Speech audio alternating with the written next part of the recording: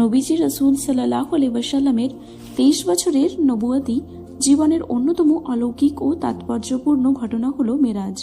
মহিমান্বিত এই রাতেই নবীজি রাসূল সাল্লাল্লাহু আলাইহি ওয়াসাল্লাম 7 আসমান, আরশে আজিম, জান্নাত, জাহান্নাম পরিভ্রমণ করেন, আল্লাহ তাআলার দিদারে সৌভাগ্য লাভ করেন এবং উম্মতের জন্য নিয়ে আসেন 5 ওয়াক্ত নামাজের আদেশ সহ ইসলামী সমাজ পরিচালনার বিধিবিধান। পবিত্র কোরআনের সূরা বনী ইসরাইলে আল্লাহ তাআলার এই সম্পর্কে আলোচনা করেছেন। শবে মেরাজে ঊর্ধ্ব জগতে আল্লাহ তাআলার দিদারে সৌভাগ্য শেষে উম্মতের জন্য উপহার স্বরূপ নামাজ নিয়ে ফিরে আসেন নবীজি রাসূল সাল্লাল্লাহু আলাইহি ওয়াসাল্লাম। তখন থেকে দিন রাতে উম্মতের জন্য 50 ওয়াক্ত নামাজ ফরজ করা হয়। নবীজি আল্লাহর পক্ষ থেকে 50 ওয়াক্ত সালাতের এই হাদিয়া নিয়ে ফেরত এসেছিলেন। এর মধ্যে দেখা হযরত মুসা আলাইহিস সালামের সাথে। হযরত মুসা আলাইহিস সালাম জিজ্ঞাসা করলেন, আল্লাহ আপনার উম্মতের জন্য কি দিয়েছেন?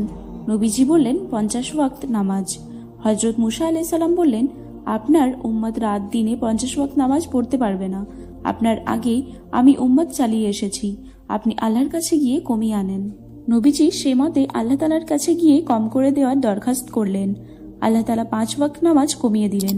নবীজি তা নিয়ে ফেরত এসেছিলেন। আবার হযরত মুসা আলাইহিস সালামের সাথে দেখা হলো।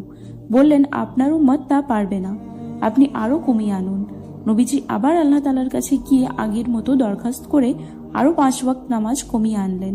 নবীজি বললেন, এইভাবে আমি আল্লাহ ও মুসার মাঝে আসা যাওয়া করতে থাকি। শেষবার আল্লাহ তাআলা বললেন, মুহাম্মদ, এই হলো দিন রাতে 5 ওয়াক্ত নামাজ, প্রত্যেক নামাজের বিনিময়ে 10 নামাজের সওয়াব। এইভাবে বান্দা 5 ওয়াক্ত নামাজ পড়ে 50 ওয়াক্ত নামাজের সওয়াব পাবে। কেউ কোনো ভালো কাজের ইচ্ছা করবে কিন্তু করতে পারবে না, তার জন্য নেকি রয়েছে, 1 নেকি। আর যদি ভালো কাজটি করে তাহলে তার জন্য 10 নেকি। আর কেউ কোনো মন্দ কাজের ইচ্ছা করলে কোনো গুনাহ লেখা হবে না, তবে তা করে বসলে 1টি গুনাহ লেখা হবে। নবীজি রাসূল সাল্লাল্লাহু আলাইহি ওয়াসাল্লাম এই সওগাত নিয়ে ফিরে আসছিলেন। হযরত মুসা আলাইহিস সালামের সাথে দেখা হলো। মুসা আলাইহিস সালাম আবার এই শুনে বললেন, আপনি যান, আরো কমিয়ে আনুন, আপনার উম্মত পারবে না। বনী ইসরাইলের বিষয়ে আমার অভিজ্ঞতা আছে। নবীজি বললেন, আমার আর কিছু বলতে লজ্জা হচ্ছে।